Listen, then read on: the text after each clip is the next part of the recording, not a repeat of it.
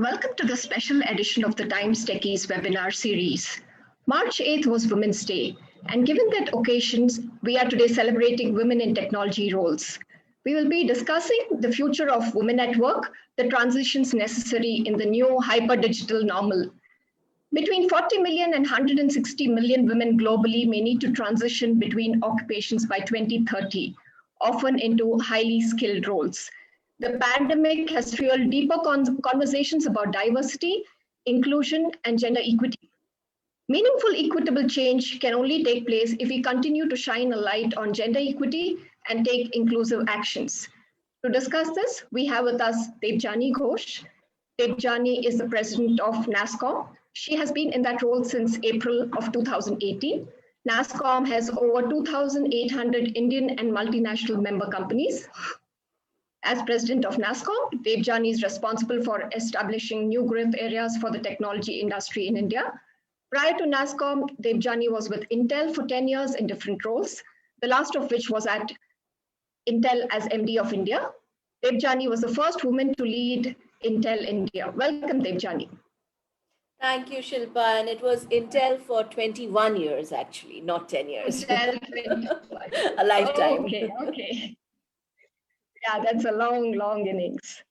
So let me begin by asking you, Debjani, how did you cope up with the pandemic and working remotely? The work, the amount of work and the kind of work we've had to do in the last 12 months, more than 12 months, has been just absolutely fascinating. We've had some of the biggest problems to solve, moving the entire industry to work from home, figuring out with the industry, how do we change the framework of employee engagement, customer engagement, business continuity? How do we use this opportunity to upskill our workforce? How do we leverage new opportunities that are being thrown our way literally every day? It has been enough to keep, I think, everyone on their toes and some more. So honestly, it didn't matter where I was working from. Yes, I miss travel. I love traveling. I used to travel a lot. I absolutely miss travel. I missed the face-to-face interactions with the teams. But, after a point, Zoom and MS Teams start feeling like face-to-face because it's a mindset. I mean, it was very clear. I have an option to sit in crib, or I have an option to absolutely embrace the change and make the best out of it. And for me, it's always the latter. So yeah, I'm just very, very grateful that there is a lot to do. The problems, the challenges, the opportunities keep coming our way. So there is a lot to do. And I'm grateful for technology for enabling us do all of that, sitting in my house, sitting in my room, and still managing to ensure that everything gets done. Yeah, so it's work from anywhere. The pandemic has challenged workplace dynamics. How do you think companies are rethinking women in technology roles in the new normal? So it's much more than just the pandemic, right?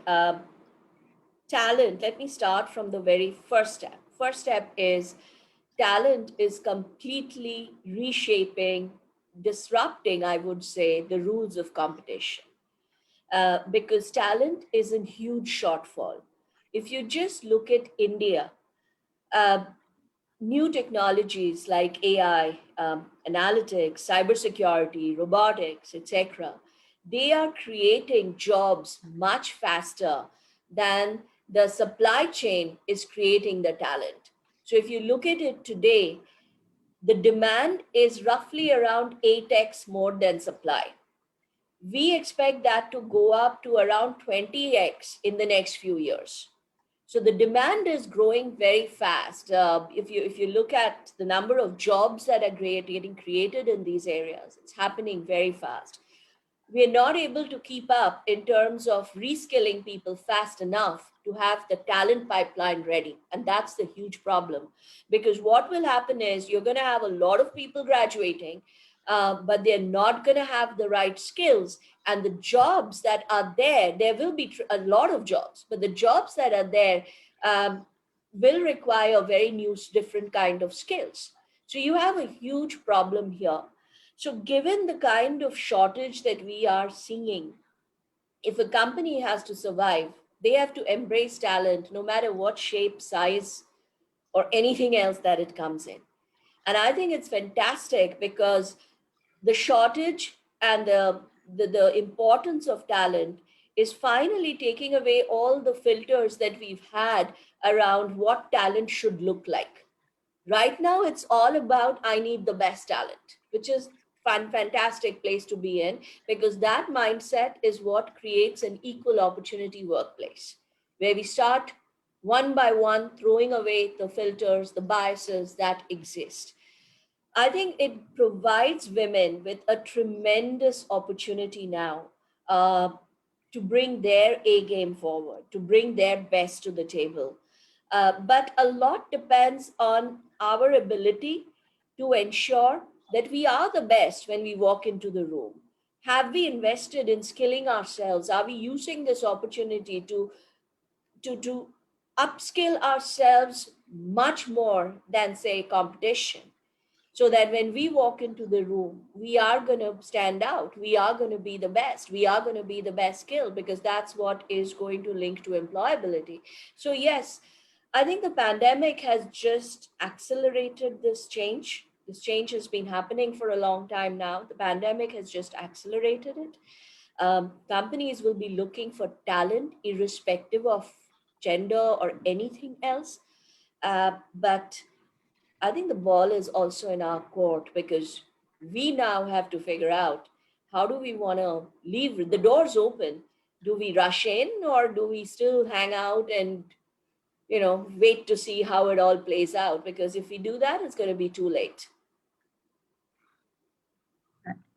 Actually, you highlighted a very important point. As much as companies are accelerating, creating roadmaps for digital skills, there is a demand-supply gap.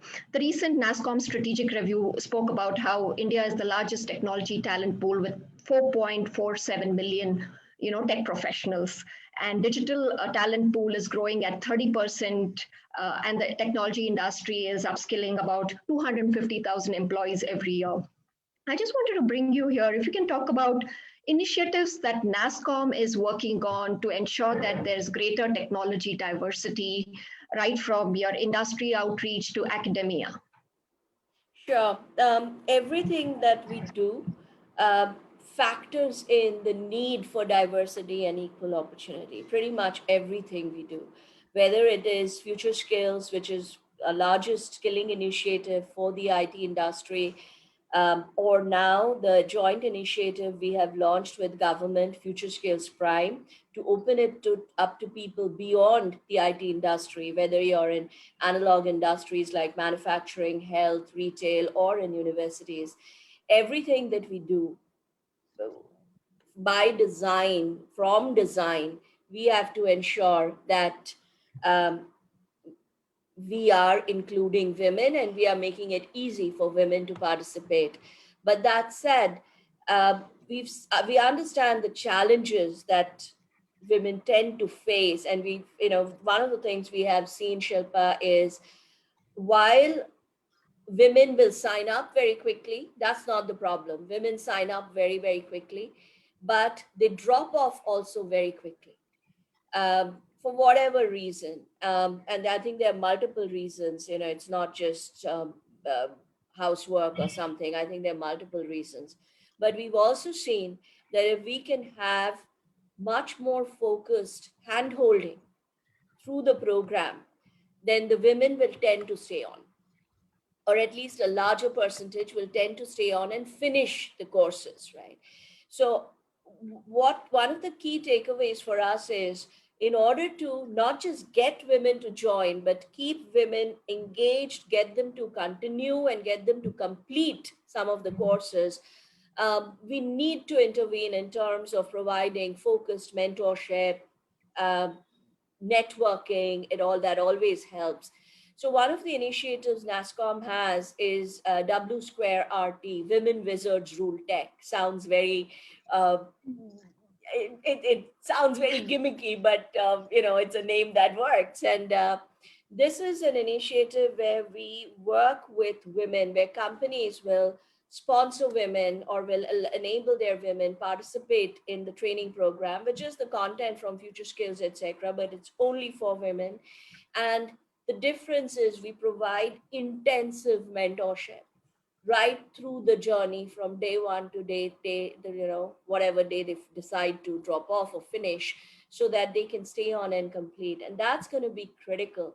So and there are other initiatives like foundation runs like Amber, etc., where we work with around 50,000 women. There's so many. The NASSCOM Foundation has just launched a program with Google to skill farmers, women who are farmers. And, there's so many different initiatives that are going on at NASSCOM, starting from the grassroots right up to high end tech skilling. But the key and what we've seen across these programs is our ability to provide mentorships, hand holding is what will determine the success of these programs.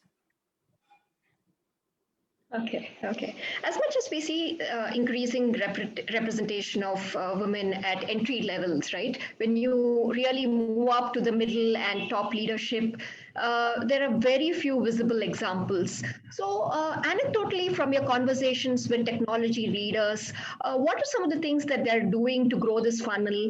Any early proof points that you can share with us? So you're right. So if you look at our industry, the tech industry, the average diversity is around 35%, which is very good, but not, there's definite scope for improvement, but it's good relative to other industries. At entry level, you're absolutely right, Shilpa. We are more than 50% at hiring. So if you look at the entry level workforce, more than 50% are women. But then it starts dropping off, you know. And roughly, if you look at management level, we are now at around 25%. But if you look at the CXO level, it's less than 10%. It's a single digit number. Now, while those numbers have continued to increase over the years, but I think there is room for those numbers to increase significantly more. Right? And what can be done, I'm not very popular for saying this, but I do believe this is the right time. Since we are disrupting everything, the pandemic has forced us to disrupt everything. We have to strongly disrupt HR practices, hiring practices, starting from how we write out job descriptions. See, we are a pretty old industry, and if you look at our leadership positions, most of them have been occupied by men who have been tremendously successful, and success breeds um, higher resistance to change. So when we are doing succession planning, when we are planning to hire their successors, or we want to hire as close to the original as possible. We want to hire people who have the same skills, people who have the same attitude, and frankly, what happens is we end up hiring more men. And I think this is where companies have to take a conscious decision to take that risk, because yes, when you're hiring a woman, given that there is less, you don't know, your past success has all been male driven, it is in their minds taking a risk, but you have to take that risk, because if that risk pays off, you're going to benefit much more than staying with status quo. It's a question of, do I take the safe road, stay with status quo, or do I try something different, right? And this is, but it's beginning to happen, Shilpa. It's definitely begin. I mean, I'll give my example right through Intel. All the breaks I have got, all of the positions or promotions I have got, I went in and I took over from a man. And someone up there would have had the confidence and would have said, let's take the risk, let's get her into the job. I mean, before coming to India, I was heading Southeast Asia, 8 countries under me. All 8 countries were headed by male country managers. And the job of Southeast Asia head had always been a man. So, I'm very grateful Yes, I absolutely worked for it. I know I deserved it, but I'm very grateful that someone at the top said, let's take that risk. Same with NASSCOM. All the presidents before me have been men, and NASSCOM could have continued with that tradition because the men have all been wonderful. Each one of them have done tremendous work. Once again, someone said, let's take the risk. Let's try bringing in something different and see how it works, right? So I think there are two things that has to happen. One, I think we have enough proof points now to know that when you bring in women in leadership roles, especially in these times, which is VUCA on steroids, we are in a tremendously volatile environment. Women actually do much better than men. That's a fact, and that's a proven fact. And you can see that across companies where you have stronger women leaders or women leadership positions, you will see that those companies tend to do better. And there's enough research out there to show, and I'm speaking with data. So I think what's important now is one, HR, the hiring people, the committees, the placement agencies, and the people on top, who are making the decision, will have to be conscious that if they go with status quo, they're going to continue to hire men. And they will have to take that conscious decision to disrupt everything from the job description to hiring criteria to whatever, to bring in fresh talent, to bring in new talent, to bring in talent that looks different. I think it's very important. But at the same time, we have to ensure the pipeline is ready. I have a Right. feeling the orgs will change faster because they're seeing, see, the orgs are ultimately driven by business. Whatever gives you higher profitability, you will move towards that. Given that the data is proving strongly that women leaders do generate higher revenue, higher profitability long term, I think orgs will move towards that easier. The question is the pipeline ready? The biggest complaint I get today from companies is I have a position, I have a senior position, but where are the women? And I think this is where we have to really put our focus to ensure that we are able to get women ready to take on these positions. And women have to say yes now. Enough of playing second fiddle, enough of saying, I am okay not being in the limelight. Why not? You have to get into the limelight now. This is our time. So I just feel that, somewhere a switch has to go on, and in every single woman, where they have to realize that ambition is good. And in order to fuel that ambition, they have to raise their hands. Absolutely. Like you challenge status quo, you put your hand up to, look at different roles in Southeast Asia that women leaders bring to the table. Sorry, Shilpa, could you repeat the question? There was a lag, I missed it. Yeah, sorry. What are some of the different qualities that women leaders bring to the table?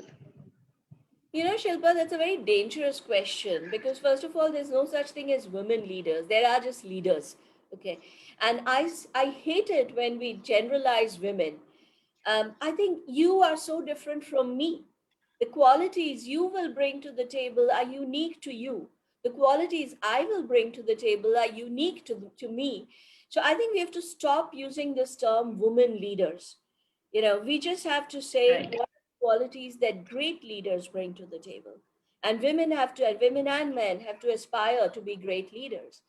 In this kind of an environment, which will continue to stay for a you know foreseeable future, the biggest leadership quality, I mean, you are a leader when you look back and you see that people are following you because they want to, not because of your designation or because they're afraid of you, because those are short term. They will run away the moment they can. If you want to lead, people have to follow you. You need followers, and they will only follow you when they feel that you will be able to navigate through all the ambiguity, the vagueness, the crisis, the daily ups and downs, in order to keep them safe, to keep and to ensure that they too achieve their personal and professional ambitions. So if there's a match, that this person will be able to keep me safe, and this person will be able to enable me grow faster, they will be there and they will follow you. And I think that's the biggest role of leaders today. The leaders have to ensure safety, and leaders have to ensure that people, they create an environment where people will be willing to give their best, their employees will be willing to give their best, because that's what's going to result in the business results, right? So I believe that women traditionally, even though I hate to generalize, I do believe women have two traits which can help them significantly in this kind of an and leadership in crisis. One, women tend to be good in handling ambiguity. It's something we are born with. I think it's in our DNAs. But just imagine the number of roles we have to multitask, even when we are just in the house. You know, the number of things for mother, wife, daughter-in-law, how many, and they're all different roles, mind you. If you study, they're Yeah. all different roles that require different skill sets, that require different attitudes. We're able to do it beautifully. So our ability to handle ambiguity is very strong, and this has been proven again and again in leadership. Where women have led, we have led better. And second, uh, women, not all women, but at least most women, tend to nurture ambitions, roles, people much more, without becoming insecure about somebody else's success. But once again, this is not all women. This is some women, but that's a very important trait to grow in this kind of an environment. So yeah, I think the question that everyone has to ask is, am I the kind of leader that I would want to follow? And if the answer is yes, go Right. for it.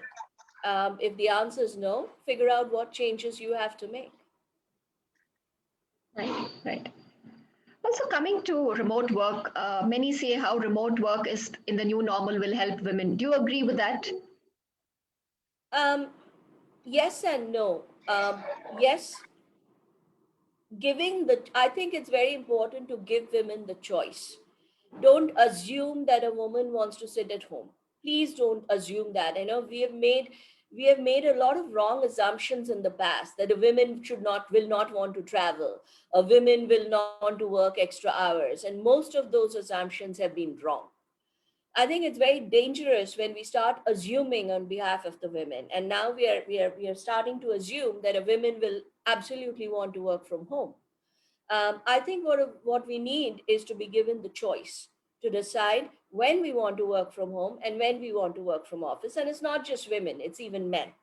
And to me, the future of work, the hybrid model that we keep talking about, is about that choice, where companies and employees will have the choice to decide what works best, what is good for the business, what is good for the employee, and when do you do what. Um, Many women that I have talked to would prefer to work from home because it just saves them the commuting time, etc. But they also want the option for a few days to come into office, spend time with their colleagues, etc., etc.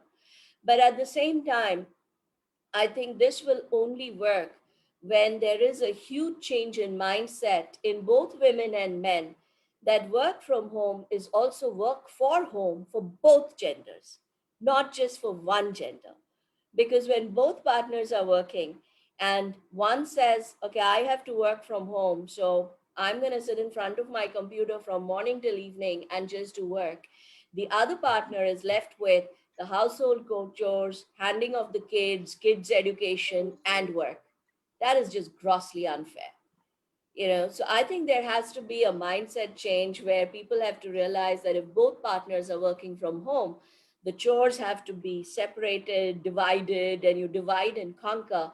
And unless and until that mindset change takes place, I think we will actually discourage more women from working by insisting they work from home, because it's just going to be harder for them to cope. Right, right. So, for those women who prefer to work remotely, how do you think organizational constructs are changing, also required to support them from working from home? A few things. One is, of course, you have to have good infrastructure in place. Your broadband connectivity, your power supplies. A lot of companies send UPSs to employee homes so that they have continuous power supply and all of that. And one is that. Two, I think there's a huge change that has to happen in HR practices again, because the future is hybrid. Every company will have, or most companies will have, certain percentage of employees who are working from home and certain percentage of employees who are working on campus, and that percentage will keep changing depending on projects, the composition of that percentage. So if you are working from home today and I'm working on campus, if tomorrow there's a different project that requires you to work from campus and me to work from home, it'll change.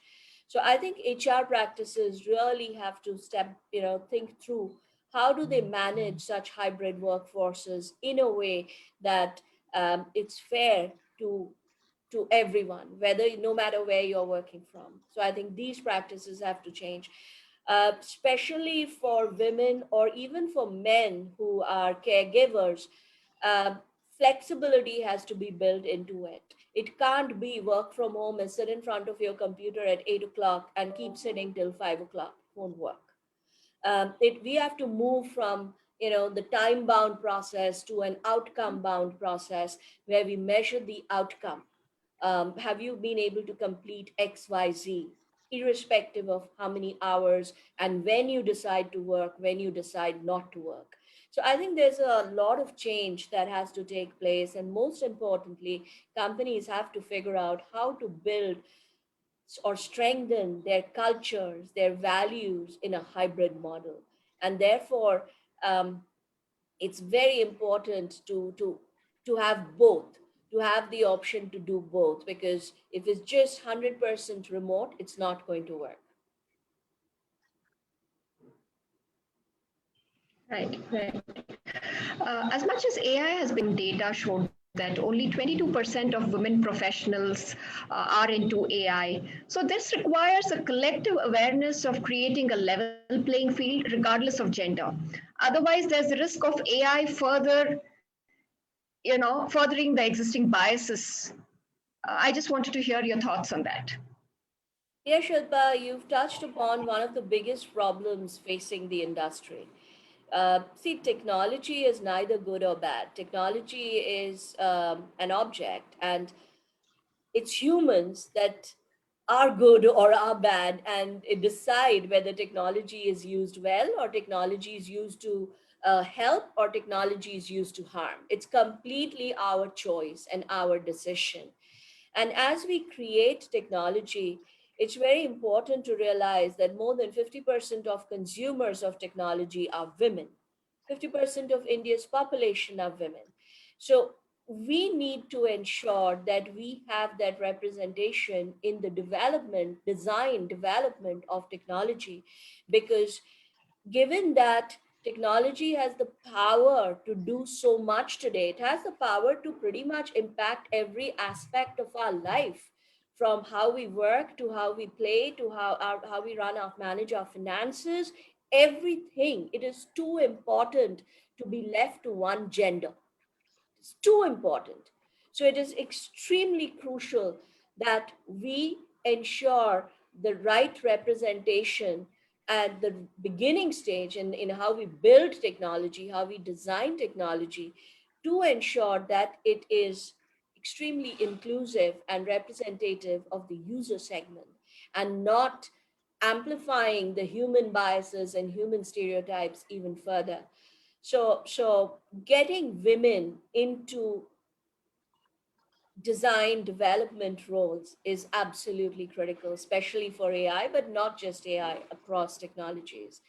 And this is where we have to put a lot of focus on um, ensuring, India is good when it comes to women in STEM. We are one of the best countries when it comes to having a large number of women being interested in science and technology. But unfortunately, it sort of drops when you're looking at how many of them actually take on careers in science and technology. And that's the gap we have to fix. We have to make it much more conducive for women to want to play a role in science and technology. And one of the things is about creating role models, about showing how other women are doing a great job, succeeding. And that to me is one of the most important things to do right now. So on Women's Day, one of the things I'm so proud of that NASSCOM and the India AI portal that NASSCOM runs for Ministry of IT did was come out with a compilation of 21 amazing women who are actually shaping India's AI journey. From Anna Roy of Niti Aayog, who was the person who led the development of India's AI strategy, to so many people who are women who are um, contributing to shaping India's AI journey. And 21 is just the tip of the iceberg. We have so many more stories to cover, but it's important for us to highlight these women, to highlight their achievements, to highlight their ambition, so that girls who are thinking about a career in science and technology have someone to look up to and say that I want to be her. Very, very important to do that. That's so heartening to hear, Debjani. Very inspiring. We're almost out of time. Thank you, Debjani, for leading by example and positively making an impact to growing diversity in the technology sector. Thank you so much for your leadership and thank you for your time. It was Thank you, a pleasure Shilpa, having and you. thanks for all you do. Thank you. Thank you. Bye.